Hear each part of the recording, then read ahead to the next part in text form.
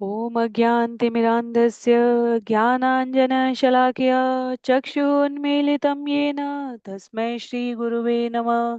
जय श्रीकृष्ण चैतन्य प्रभो नित्यानन्द श्री अद्वैत गदाधर श्रीवासादि गौरभक्तवृन्द। हरे कृष्णा कृष्णा कृष्णा हरे हरे, हरे राम राम राम हरे हरे, हरे कृष्णा कृष्णा कृष्णा हरे हरे, हरे राम राम राम हरे हरे, हरे कृष्णा कृष्णा कृष्णा हरे हरे, हरे राम राम राम हरे हरे। हरे कृष्णा। सभी भक्तों को सादर प्रणाम। चैतन्य चरितामृत सत्र 185 185 में सभी भक्तों का स्वागत है। हम सभी यहाँ पर कृष्णदास कविराज गोस्वामी द्वारा लिखित एवं भक्ति वेदांत स्वामी श्रील प्रभुपाद द्वारा तात्पर्य सहित विवेचित चैतन्य चरितामृत अंत्य लीला, जिसमें 20 अध्याय हैं, उसके 19वें अध्याय पर श्री चैतन्य महाप्रभु का अचिंत्य व्यवहार, 112 छंद है इस अध्याय में। इसे श्रवण करने का प्रयास करेंगे। विषय सूची के संदर्भ में देखें तो प्रथम 14 छंदों में माता शची के ऊपर चैतन्य महाप्रभु की कृपा का उल्लेख है। 15 से 29 तक जगदानंद पंडित का नदिया प्रवास और अद्वैत आचार्य का विशिष्ट गीत चैतन्य महाप्रभु के लिए ले जाना। छंद संख्या 30 से लेकर 77 तक चैतन्य महाप्रभु की कृष्ण विरह में तीव्र होती अनुभूति बतलाई गई है। 78 से 102 में चैतन्य महाप्रभु द्वारा श्री कृष्ण के देह की दिव्य सुगंध का अनुभव, और 113 से 112 तक भगवान श्री कृष्ण के प्रेमी के अचिंत्य व्यवहार का उल्लेख है।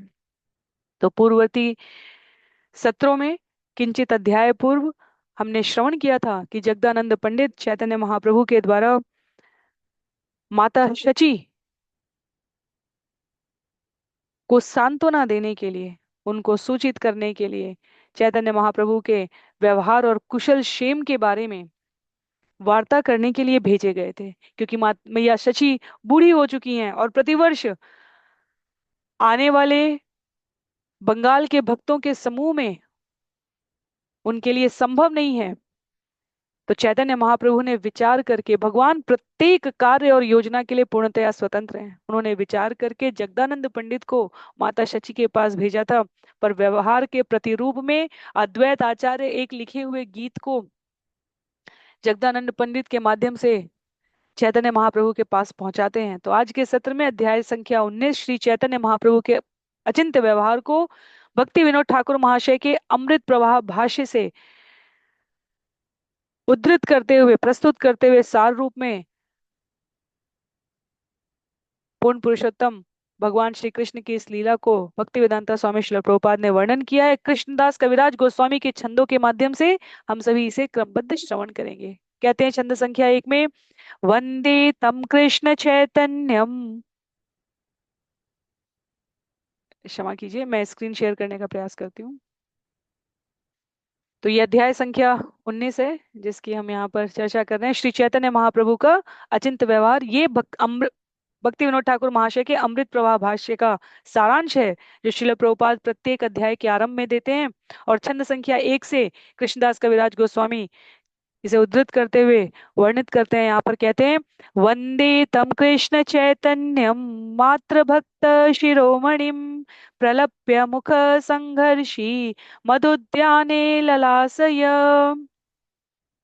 मात्र भक्तों के शिरोमणि श्री चैतन्य महाप्रभु उन्मत्त की तरह बोलते तथा दीवालों पर अपना मुख रगड़ते थे। प्रेमावेश से अभिभूत होकर वे कभी कभी अपनी लीला संपन्न करने के लिए जगन्नाथ वल्लभ उद्यान में चले जाते थे, और मैं उन्हें सादर नमस्कार करता हूँ। भगवान, ये अंतिम वर्षों की नहीं, अंतिम दिनों की लीलाएं हैं, जब भगवान अपनी लीला संवरण करने वाले हैं इस धराधाम से। कृष्णदास कविराज गोस्वामी यहाँ भगवान के लीला संवरण का उल्लेख नहीं करते हैं। अध्याय संख्या 19, ये अंतिम 2 अध्याय हैं संपूर्ण चैतन्य चरितामृत के, जिसे हम श्रवण करने जा रहे हैं अगले कुछ दिनों में, कुछ सत्रों में।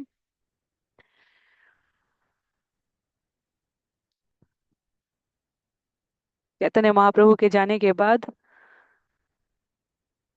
उनके अंतरंग मित्रों, सखाओं, पार्षदों, शिष्यों, अनुयायियों का इस धराधाम पर रहना असंभव था, और जिन्होंने गुरु वियोग का अनुभव किया है वो इस स्थिति को समझ सकते हैं। रघुनाथ दास गोस्वामी ने भी विचार किया था कि वह वृंदावन जाकर गोवर्धन पर्वत से कूदकर अपनी जान दे देंगे, क्योंकि चैतन्य महाप्रभु के विरह में जीवन का एक एक क्षण अतिशय दुखदाई हो गया था, पीड़ा देने वाला था। रूप और सनातन गोस्वामी की सहायता से, उनके मार्गदर्शन से, उनकी कृपा से रघुनाथ दास गोस्वामी ने जीवन का संवरण किया, और जो कर्चा, जो उनकी अपनी डायरी है, लेखन है स्वरूप दामोदर गोस्वामी और रघुनाथ दास गोस्वामी जी की, उसमें इन दिनों की इन घटनाओं का उल्लेख है, जिसे हमें यहाँ श्रवण करने का सौभाग्य प्राप्त हो रहा है। कृष्णदास कविराज गोस्वामी ने अंत लीला उन्हीं बिंदुओं, लेखनियों को गुरु शिष्य परंपरा की इस प्रामाणिक पद्धति से श्रवण करके यहाँ प्रस्तुत किया है। तो कहते हैं, जय जय श्री चैतन्य जय नित्यानंद, जय द्वैत चंद्र जय गौर भक्त वृंद। श्री चैतन्य महाप्रभु की जय हो, श्री नित्यानंद प्रभु की जय हो, श्री अद्वैत आचार्य की जय हो, तथा चैतन्य महाप्रभु के समस्त भक्तों की जय हो। ए मते महाप्रभु कृष्ण प्रेमावेशे, उन्माद प्रलाप करे रात्रि दिवसे। मंगलाचरण के पश्चात कहते हैं कृष्णदास कविराज गोस्वामी, इस तरह कृष्ण प्रेम के आवेश में श्री चैतन्य महाप्रभु उन्मत्त की तरह व्यवहार करते और रात दिन बोलते रहते, कृष्ण लीला का वर्णन करते रहते। प्रभु अत्यंत प्रिय पंडित जगदानंद, याहर चरित्र प्रभु पाए न आनंद। जगदानंद पंडित श्री चैतन्य महाप्रभु के अत्यंत प्रिय भक्त थे। महाप्रभु को उनके कार्यों से अत्यधिक आनंद मिलता है। तो जगदानंद पंडित हमने श्रवण किया है, सत्यभामा के आवेश में बताए गए हैं।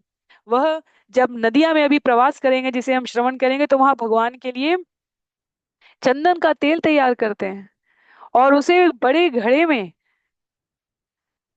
लेकर नदिया से पूरी लेकर आते हैं। और जब भगवान द्वारा वह अस्वीकृत कर दिया जाता है, भगवान कहते हैं कि ये एक सन्यासी को इस चंदन के तेल की क्या आवश्यकता है, तुम निश्चित रूप से मेरा नाम, यश इस जगत में अपकीर्ति के रूप में परिवर्तित करना चाहते हो।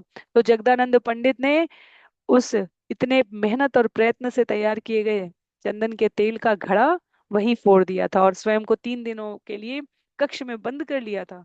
तो भगवान के द्वारा उपस्थित होकर उनके इस एकांतवास को समाप्त किया गया था। हमने इसी अंतलीला में श्रवण किया है, और इसलिए यहाँ लिखते हैं कृष्णदास कविराज गोस्वामी की महाप्रभु उनके कार्यों से अत्यधिक आनंदित होते रहते थे। तो भगवान और भक्त की लीला, भाव विनिमय केवल उन्हीं दोनों के मध्य समझ में आने वाला विषय है। श्रोता इसे श्रवण करके अनुसरण कर सकते हैं, अनुकरण नहीं कर सकते। कहते हैं, प्रति वत्सर प्रभु तारे पाठान नदी, आते विक्षेद दुखिता जानी जननी आश्वासिते। उनके वियोग में अपनी माता को अत्यंत दुखी जानकर महाप्रभु जगदानंद पंडित को प्रतिवर्ष नवद्वीप भेजा करते कि वे जाकर उन्हें सांत्वना देकर आए।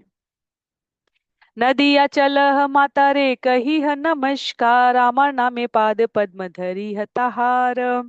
और इस प्रकार से क्या होता है, श्री चैतन्य महाप्रभु ने जगदानंद पंडित से कहा, आप नदिया जाइए और मेरी माता से मेरा नमस्कार कहिए, मेरी ओर से उनके चरण कमलों का स्पर्श करिएगा। कही है ताहारे तुम्ही करह स्मरण, नित्य आसी आमी तो बंदी ये चरण। मेरी ओर से मेरी माता से कहिएगा कि कृपया स्मरण रखें कि मैं प्रतिदिन यहाँ आकर आपके चरण कमलों की वंदना करता हूँ। ये दिने तुम्हारे इच्छा कराई ते भोजन, से दिने आसी अवश्य करिए भक्षण। यदि किसी दिन आप मुझे भोजन कराना चाहती हैं, मैं निश्चय ही आकर आप जो कुछ देती हैं उसे स्वीकार करता हूँ। तोमा सेवा छाड़ी आमी करीलु संन्यास, बाउल हैया आमी कैलु धर्म नाश। मैंने आपकी सेवा करना छोड़कर संन्यास व्रत धारण कर लिया है। इस तरह मैं उन्मत्त हो गया हूँ और मैंने धर्म के सिद्धांतों को नष्ट कर दिया है। भगवान, चाहे वो मर्यादा पुरुषोत्तम श्री राम के रूप में हो, चाहे पूर्ण पुरुषोत्तम भगवान श्री कृष्ण के रूप में हो, या यहाँ संन्यास आचरण कर रहे नगरे नगरे ग्रामे ग्रामे हरि कृष्ण महामंत्र के प्रस्तार विस्तार का व्रत धारण किए हुए चैतन्य महाप्रभु के रूप में हो, माँ के प्रति, माता के प्रति चैतन्य महाप्रभु का स्नेह, भगवान माता को और गुरु को अपने जीवन में कितना सम्मान देते हैं। आचार्यों ने इस पर अनेकानेक विशद वर्णन किए हैं। कृष्णदास कविराज गोस्वामी एक झलक दे रहे हैं, कह रहे हैं, मैंने आपकी सेवा करना छोड़कर संन्यास व्रत धारण कर लिया। वास्तव में मैंने धर्म के सिद्धांत को नष्ट कर दिया। इसलिए अनेकानेक वर्तमान में आचार्य हैं जिनके द्वारा मातृ पितृ सेवा को सभी शिष्यों को और स्वयं उनके जीवन के व्यवहार आचरण में वरीयता दी गई है। संन्यास का अर्थ कभी भी अपने माता पिता संसार की आसक्ति से परे जाने की बात स्वीकृत है, तथापि जिन्होंने इस धराधाम में जीवन भरण और पोषण प्रदान किया है, उनके प्रति कृतज्ञता से, विनम्रता से, सदाशयता से मुख नहीं मोड़ना है, इसकी शिक्षा प्रदान की है। तो कहते हैं, ए अपराध तुम्हें नाल हई अमर, तुम्हार अधिनामी पुत्र से तुम्हार। हे माता, कृपया आप इसे अपराध के रूप में ना लें, क्योंकि मैं आपका पुत्र हूँ और पूर्णतया आप पर आश्रित हूँ। नीलांचले याचितामी तोमार आज्ञा ते, यावत जीव तावतामी नारी बछाड़ी ते। मैं आपके आदेशानुसार यहाँ नीलांचल जगन्नाथपुरी में रह रहा हूँ, और जब तक मैं जीवित हूँ तब तक मैं यह स्थान नहीं छोड़ूंगा। तो संन्यास लेने के बाद भी संपूर्ण नदियां, ग्राम और आसपास के भक्तगण प्रतिवर्ष आते रहे, मैया शची अपने निवाई से मिलती रहे। इसलिए चैतन्य महाप्रभु ने कहा, मैंने जगन्नाथपुरी में वास किया है। गोप लीला पाइला यही प्रसाद वसने, माता रे पाठान ताहा पुरी रवचने। परमानंदपुरी की आज्ञा का पालन करते हुए श्री चैतन्य महाप्रभु ने अपनी माता के पास वह प्रसाद वस्त्र भेजा जिसे भगवान जगन्नाथ ने अपनी गोप लीला के बाद छोड़ दिया था। जगन्नाथेर उत्तम प्रसादानी आयतने, माता रे पृथक पाठान आर भक्त गणे। कहते हैं, श्री चैतन्य महाप्रभु जगन्नाथ जी का उत्तम कोटि का प्रसाद ले आए और उन्होंने इसे अलग अलग थैलियों में अपनी माता तथा नदिया के भक्तों के लिए भेजा। मात्र भक्त गणे प्रभु हन शिरोमणि, संन्यास करिया सदा सेवे न जननी। श्री चैतन्य महाप्रभु मात्र भक्तों में सर्वश्रेष्ठ हैं। उन्होंने संन्यास व्रत लेने के बाद भी अपनी माता की सेवा की है। जगदानंद नदिया गिया माता रे मिलीला, प्रभु यत निवेदन सकल कहीला। इस तरह जगदानंद पंडित नदिया लौट आए, और जब वे शची माता से मिले तो उन्होंने उनसे महाप्रभु का नमस्कार कहा। आचार्य आदि भक्त गणे मिलीला प्रसाद दिया, माता ठाई आज्ञा लैला माँ से कर रही या। इसके बाद वे अद्वैत आचार्य इत्यादि सारे भक्तों से मिले और उन्हें जगन्नाथ जी का प्रसाद दिया। एक मास रहने के बाद उन्होंने शची माता से विदा होने की आज्ञा मांगी। तो यदि हम विषय सूची के अनुसार देखें तो प्रथम 14 छंदों में यहाँ माता शची के ऊपर चैतन्य महाप्रभु की कृपा का उल्लेख है। 15 से 29 तक जगन्नाथ पंडित का नदिया प्रवास और अद्वैत आचार्य का विशिष्ट गीत चैतन्य महाप्रभु के लिए ले जाना, ये वर्णित किया गया है। कहते हैं, मास पर्यंत निवास करते हैं। आचार्य रेठाई गिया आज्ञा मांगीला, आचार्य गोसाई प्रभु रे संदेश कहीला। जब अद्वैत आचार्य के पास जाकर उन्होंने लौट जाने की अनुमति मांगी जगदानंद पंडित ने, तो अद्वैत आचार्य ने श्री चैतन्य महाप्रभु के लिए एक संदेश दिया। तर जा प्रहेली आचार कहन ठारे ठोरे, प्रभु मात्र बुझने के है बुझीते ना पारे। पहेली है वो। अद्वैत आचार्य ने द्विअर्थी भाषा में एक गीत लिखा था जिसका आशय श्री चैतन्य महाप्रभु तो समझ सकते थे, किंतु अन्य लोग नहीं समझ सकते थे।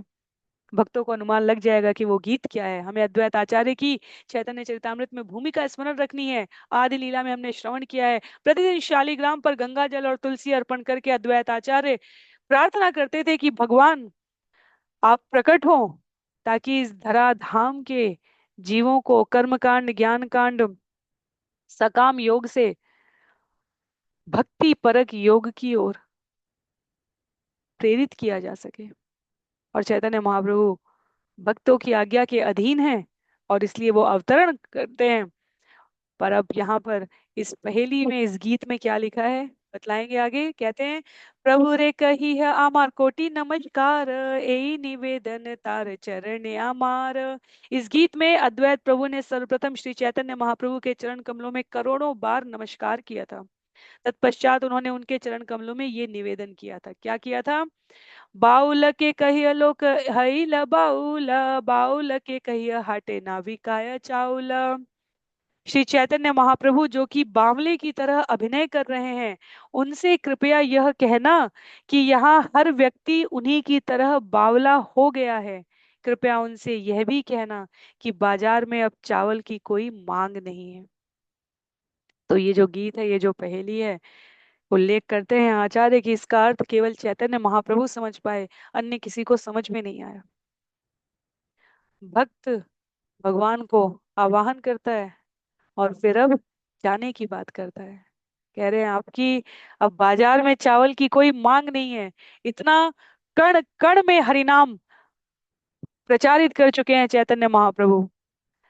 कहते हैं कि अब अपने आप को इतना अधिक पीड़ित करने की आवश्यकता ही नहीं है, क्योंकि चैतन्य महाप्रभु दिन रात हरिनाम में विह्वल है।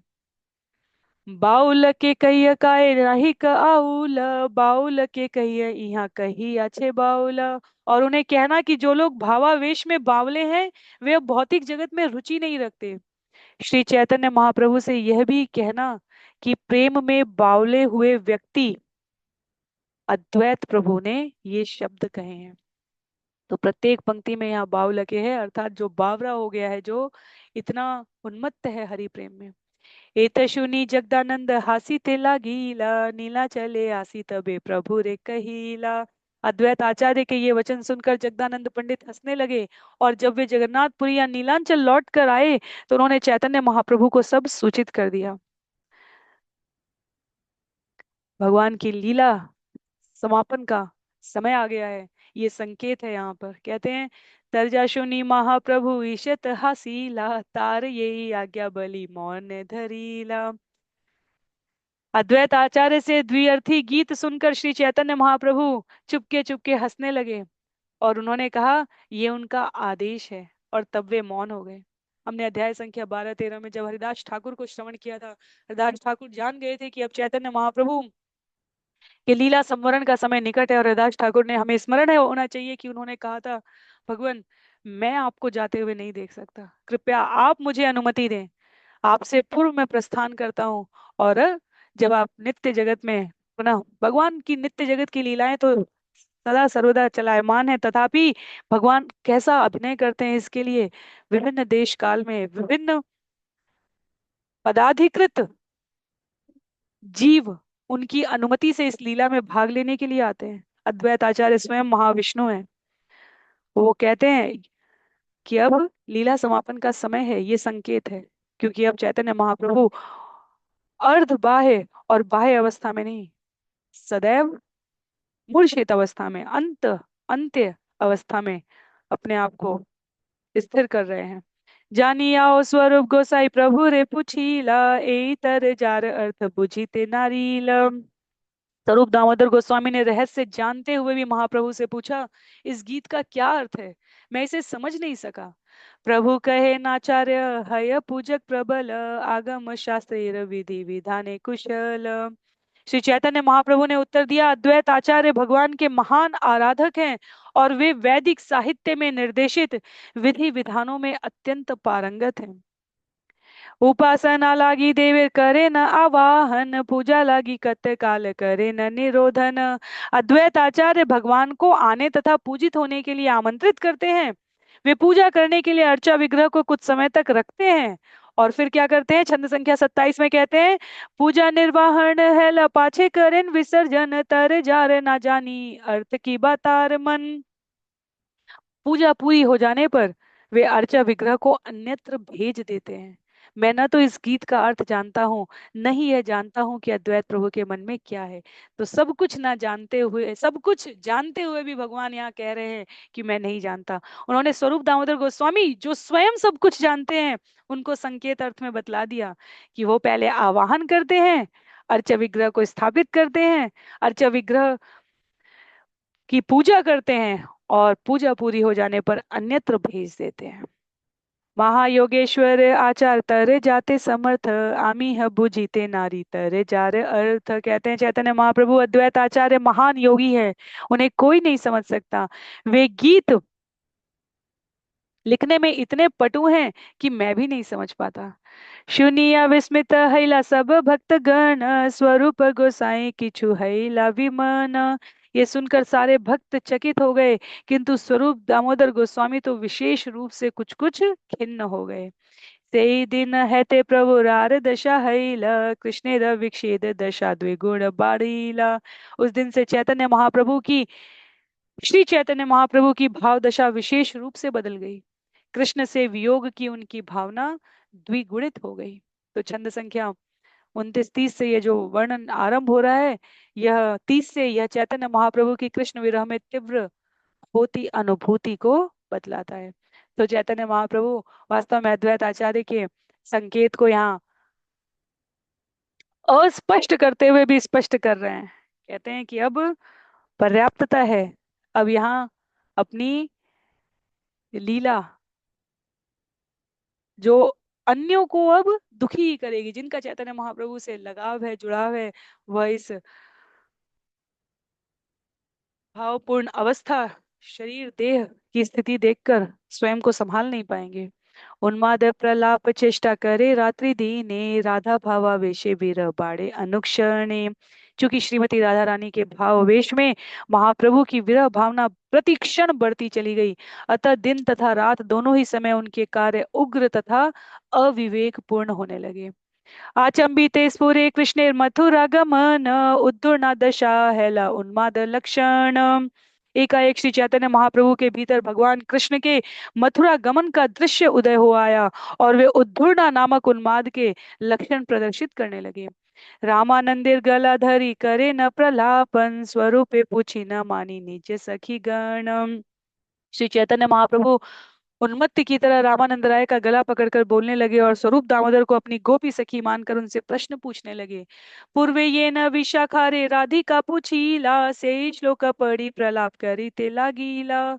जिस तरह श्रीमती राधा रानी ने अपनी निजी सखी विशाखा से पूछा था, उसी तरह श्री चैतन्य महाप्रभु भी वही श्लोक पढ़कर उन्मत्त की तरह बोलने लगे। तो विशाखा भी यही है, भगवान श्री कृष्ण भी यही है। कहते हैं क्व नंद कुल चंद्रमा, क्व शिखी चंद्र कालकृति, क्व मंद्र मुरलीरवः, क्वनु सुरेंद्र नीलद्युति, क्व रास रस तांडवी, क्व सखी जीव रक्षौषधि, निधिर्मम सुयत्तमा क्वबत हन्तः दिग्विधिम्। हे प्रिय सखी, कहाँ है वे कृष्ण जो कि महाराज नंद के कुल रूपी सागर से उदय होने वाले चंद्रमा की तरह हैं? कहाँ है वे कृष्ण जिनका सिर मोर पंख से सुशोभित है? कहाँ है वे? कहाँ है वे कृष्ण जिनकी वंशी इतना गंभीर स्वर उत्पन्न करती है? ओ, कहाँ है वे कृष्ण जिनकी शारीरिक कांति इंद्र नील मणि के समान है? कहाँ है वे कृष्ण जो रास नृत्य में इतने निपुण हैं? ओह, कहाँ है वे जो मेरे प्राण बचा सकते हैं? कृपा करके मुझे बतलाओ कि अपने जीवन के कोश तथा सर्वोत्कृष्ट मित्र कृष्ण को कहाँ पा सकती हूँ।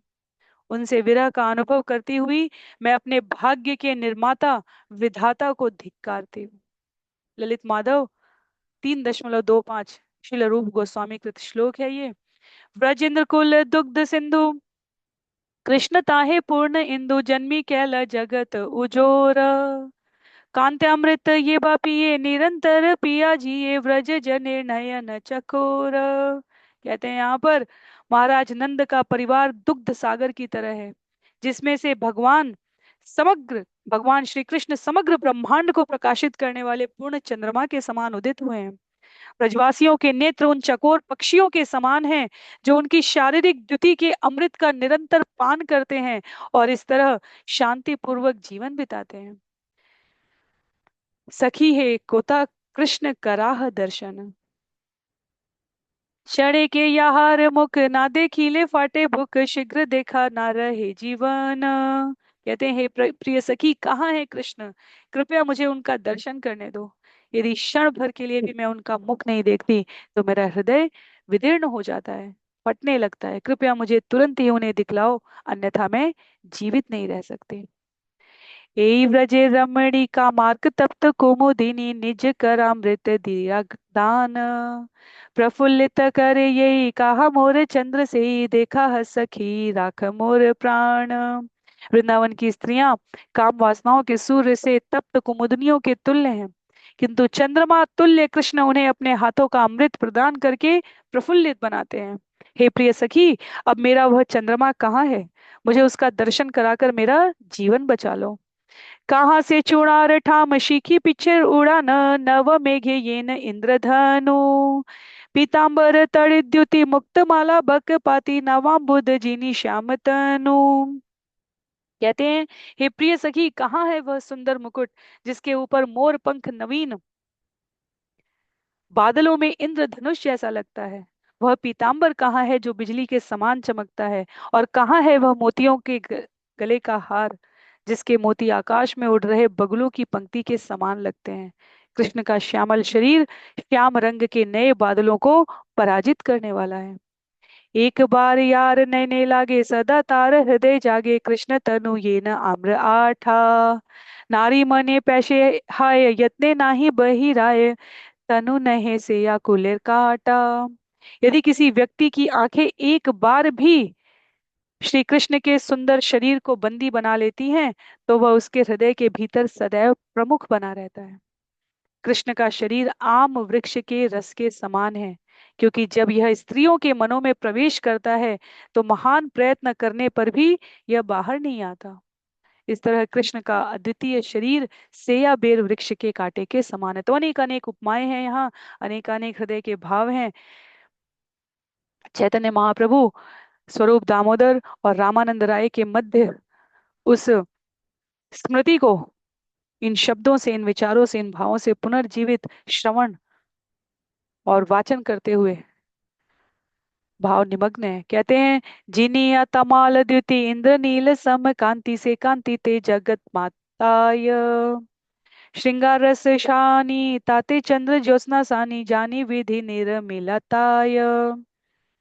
कृष्ण की शारीरिक द्युति इंद्र नील मणि के समान चमकीली है और वह तमाल वृक्ष की कांति को पराजित करने वाली है। उनके शरीर की कांति सारे जगत को पागल बना देती है, क्योंकि विधाता ने माधुर्य प्रेम के रस के सार को परिष्कृत करके उसे चांदनी से मिलाकर पारदर्शी बना दिया है। कहाँ से मुरली ध्वनि नवा भृगर्जित जिनी जगताकर्षणे श्रवणे याहर। उठी धाय व्रज जन त्रिषित चातक गण आसी पिए कांत्यमृत धार। कहते हैं, कृष्ण की वंशी की गहरी ध्वनि नवीन बादलों की गर्जना को पराजित कर देती है और सारे जगत के कानों को आकृष्ट करती है। इस तरह वृंदावन के निवासी जब उठते हैं तब वे त्रिषित पपीहों की तरह कृष्ण की शारीरिक कांति के अमृत की धारा को पीकर उस ध्वनि का पीछा करते हैं। मोर से ही कला निधि प्राण रक्षा महोषधि सखी मोर ते हो सुहृतम। देह जिये ताहा बिने धिक एई जीवने विधि करे एत विडंबन। कृष्ण कला तथा संस्कृति के आगार है और वे राम बाण औषधि हैं जो मेरे जीवन को बचाती है। हे सखी, चूंकि मैं अपने मित्रों में से सर्वोत्तम मित्र के बिना जीवित हूँ, अतएव मैं अपनी आयु को धिक्कारती हूँ। मैं सोचती हूँ कि विधाता ने मुझे कई तरह से ठगा है। तो यह जब भगवान मथुरा गमन कर रहे हैं, उनके जाने के उपरांत विह्वल श्रीमती राधा रानी अपनी सखियों से भावों को व्यक्त कर रही हैं।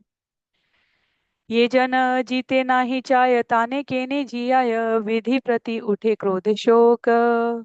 विधि रे करे भरसन कृष्ण देन ओलाहन पड़ी भागवते रे श्लोक। भला विधाता उस व्यक्ति को क्यों जीने देता है जो जीना नहीं चाहता? इस विचार से श्री चैतन्य महाप्रभु में क्रोध तथा शोक उत्पन्न हो गया और तब उन्होंने श्रीमद् भागवतम का एक श्लोक पढ़ा जो विधाता को धिक्कारता है और कृष्ण के प्रति आक्षेप लगाता है। बहुत ही प्रसिद्ध श्लोक है ये। कहते हैं, अहो विधात स्तवन क्वचिद्या संयोज्य मैत्र्या प्रणयेन देहिना तांशा कृतार्थान् वियुनक्ष्य पार्थकम् विचेष्टितं तेर्भगचेष्टितं यथा। हे विधाता, तुम में तनिक भी दया नहीं है। तुम पहले तो मैत्री तथा स्नेह के द्वारा देहधारी जीवों को पास पास लाते हो, किंतु इसके पूर्व की उनकी इच्छाएं पूरी हो तुम उन्हें विलग कर देते हो। तुम्हारे कार्यकलाप बच्चों के मूर्खता पूर्ण खिलवाड़ जैसे हैं। तो हम समझ सकते हैं कि यह व्रज की बालाओं ने तब कहा है जब अक्रूर तथा बलराम के साथ कृष्ण वृंदावन से मथुरा के लिए चल पड़े हैं। कहते हैं शिल प्रभुपाद, यहाँ पर गोपियां शोक कर रही थी कि विधाता ने पहले तो कृष्ण तथा बलराम के स्नेह तथा प्रेम में उनके मिलन को संभव बनाया, उन्हें यह दिव्य सौभाग्य प्रदान किया, और अब उसके बाद उन्हें विलग कर दिया है। तो विधाता पर आक्षेप लगाता हुआ ये श्लोक है। चैतन्य महाप्रभु यहाँ स्मरण कर रहे हैं, ना जानी स प्रेम मर्म व्यर्थ करिस परिश्रम तोर चेष्टा बालक समान तोर यदि लाग पाइए तबे तोरे शिक्षा दिए एमन ये न ना करी संविधान। हे विधाता, तुम प्रेम व्यापार के मर्म को नहीं जानते, इसलिए तुम हमारे प्रयासों को व्यर्थ बना देते हो। यह तुम्हारे बचपने को बतलाता है। यदि हम तुम्हें पकड़ पाएं तो ऐसा पाठ पढ़ाएं कि तुम फिर कभी ऐसी व्यवस्था ना करो। अरे विधि, तू ही बड़ ई निठुर। विधाता को कह रहे हैं तुम बहुत निष्ठुर हो। अन्योन्य दुर्लभ जन प्रेमे कराई यह सम्मेलन अकृतार्थान केने करिस दूर। देखो क्रूर विधाता, तुम बड़े ही निष्ठुर हो, क्योंकि तुम ऐसे लोगों में स्नेह प्रेम उत्पन्न करते हो जो विरले ही एक दूसरे के संपर्क में आते हैं, और जब तुम उन्हें मिलाते हो तो इसके पूर्व की उनकी इच्छाएं पूरी हो उन्हें पुनः दूर दूर कर देते हो। अरे विधि अकरुण देखाइया कृष्णानन नेत्र मन लोभाइला मोर क्षणे के करीते पान काली नीला अन्य स्थान पाप कैली दत्त अपहार। कहती हैं गोपियां, अरे विधाता तुम कितने निर्दयी हो। तुम कृष्ण का सुंदर मुख प्रकट करते हो और मन तथा आंखों को लुभाते हो, किंतु वे क्षण भर भी उस अमृत का पान नहीं कर पाते कि तुम कृष्ण को दूसरे स्थान पर भगा देते हो। ये बहुत बड़ा पाप है, क्योंकि इस तरह से तुम दान दी हुई वस्तु को छीन लेते हो। अक्रूर करे तो मार दोष आमा के न कर रोष इहा यदि कह दुराचार तुई अक्रूर मूर्ति धरी कृष्ण नीली चूरी चूरी अन्य नए एछे व्यवहार। ये दुराचारी विधाता, यदि तुम हमसे कहो कि अक्रूर ही सचमुच दोषी है तो मुझ पर क्यों क्रोधित हो। तो मैं तुमसे कहती हूँ कि विधाता, तुम ही ने अक्रूर का रूप धारण करके कृष्ण को चुरा लिया है, अन्य कोई व्यक्ति ऐसा व्यवहार नहीं करता। हमें से जो श्रोता इस भाव को समझ सकें, गुरु शिष्य परंपरा में आचार्य व्यक्त करते हैं, कृष्णदास कविराज गोस्वामी की लेखनी ये व्यक्त नहीं करना चाहती प्रत्यक्ष रूप से कि चैतन्य महाप्रभु की लीलाओं का यहाँ कथित रूप से समापन हो रहा है, क्योंकि इस धराधाम पर घटने वाली प्रत्येक घटना में, जहां विश्व के जिस कोने में एक बार भी हरिनाम का उच्चारण हो रहा है, वह चैतन्य महाप्रभु की लीला है, वह उनकी कृपा है। तो यहाँ तीन वक्ता और श्रोताओं का समूह है। एक, जो चैतन्य महाप्रभु प्रत्यक्ष रूप से स्वरूप दामोदर रामानंद राय अत्यंत अंतरंग शिष्यों के मध्य व्यक्त कर रहे हैं, विधाता का और गोपियों का संवाद द्वापर युग की लीला से। तो एक चैतन्य महाप्रभु यहाँ वक्ता है, दूसरी गोपियां यहाँ वक्ता है, तीसरी कृष्णदास कविराज गोस्वामी यहाँ वक्ता है, पर भाव तीनों में समान है, भगवान और भक्त के विरह का। कृष्णदास कविराज गोस्वामी समझते हैं, जानते हैं कि चैतन्य चरितामृत की लीला यहाँ लगभग लगभग समापन पर है। गोपियां जानती हैं अपने हृदय में इस भाव को कि कहने के लिए अक्रूर कृष्ण और बलराम को दृष्टया प्रथमतया वृंदावन से दूर ले जा रहे हैं, पर अब शायद ही वो लीलाएं पुनरावृत्ति के रूप में यहाँ पुनः घटित हो पाए। और चैतन्य महाप्रभु यहाँ स्वरूप दामोदर गोस्वामी और रामानंद राय के संग संकेत कर रहे हैं कि इस धराधाम पर प्रत्येक लीला में संयोग और वियोग दोनों का घटनाक्रम विधाता के द्वारा निर्दिष्ट है। छंद संख्या 50 में, आप नारे कर्म दोषे तोरे की बा, करी रोष तोय मोय संबंध विदुर, ये हमार प्राणनाथ एकत्र रही यार साथ से ही कृष्ण है ला निठुर। किंतु यह तो मेरे ही भाग्य का दोष है, मैं तुम पर व्यर्थ ही आक्षेप क्यों करूं। तुम्हारे तथा मेरे बीच कोई घनिष्ठता नहीं है, किंतु कृष्ण तो मेरे प्राण तथा आत्मा है। हम एक साथ रहने वाले हैं, किंतु वे ही हैं जो अब इतने क्रूर बन गए हैं। सब त्यजी भजी यारे से ही आपन हाथे मारे, नारी वधे कृष्णे नाही भय, तार लागी आमी मरी उलटी ना चाहे हरि, क्षण मात्रे भांगी ल प्रणय। कहते हैं, जिनके लिए मैंने अपना सब कुछ त्याग दिया, वे ही मुझे अपने हाथों से मार रहे हैं।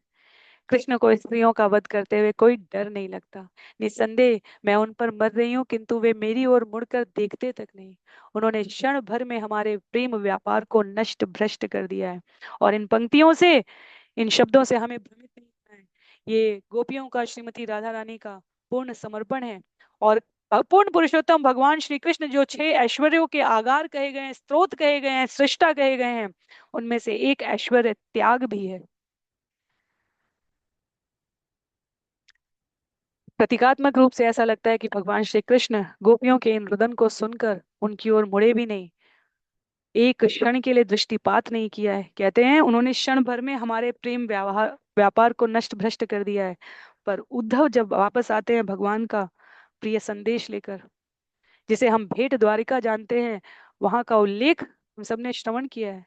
अपने एक क्षण के भी एकांत काल में भगवान सदैव व्रज के गोप ग्वाल बाल नंद बाबा मैया यशोदा गोपियों, विशेष रूप से श्रीमती राधा रानी को स्मरण करते आए हैं। तो त्याग की पराकाष्ठा हो, सौंदर्य का आकर्षण हो, विद्वत्ता की प्रस्तुति हो, या सामर्थ्य का दर्शन कराना हो, एते चांस कला पुंश कृष्णस्तु भगवान स्वयं। भगवान से ऊपर कोई भी नहीं है।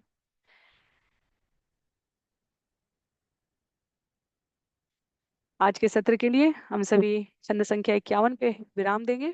अगले सत्र में छंद संख्या 52 से चैतन्य चरितामृत की इस अध्याय संख्या 19 को आगे श्रवण करने का प्रयास करेंगे।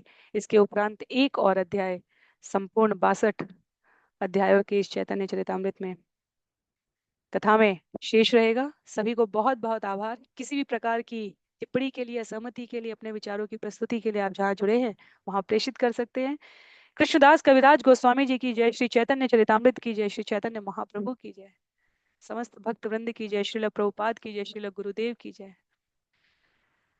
नामाचार्य श्रील हरिदास ठाकुर की जय। हरे कृष्णा।